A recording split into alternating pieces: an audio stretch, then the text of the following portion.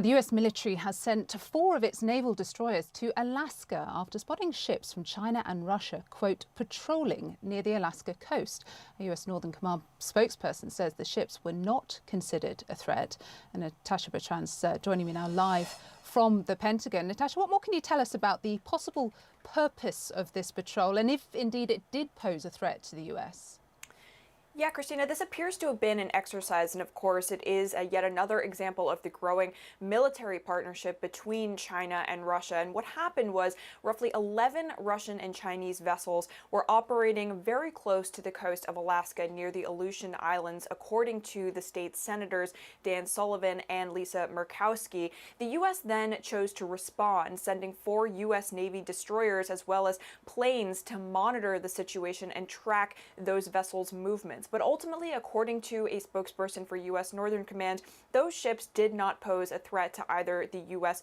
or Canada, and importantly, they stayed in international waters. Now, the senators issued a statement that was a bit more concerned in its tone, and they said that this is really an example of Russia and China showing authoritarian aggression in the region, and they said that they had received a number of classified briefings by U.S. military officials about the transit of these ships near Alaska. Notably, this is not the first time that this has happened. Russian and Chinese vessels also performed an exercise off the coast of Alaska last year and were met by a U.S. Coast Guard vessel that was just on a routine patrol. So Dan Sullivan, who is one of those senators from Alaska, he did say that he appreciates that the response this time around was a bit more robust, of course sending those destroyers as well as the reconnaissance aircraft to monitor the ship's activities. But we should note that the Chinese embassy also released a statement telling CNN that the activity there was not directed at any third party and had nothing to do with, quote, the international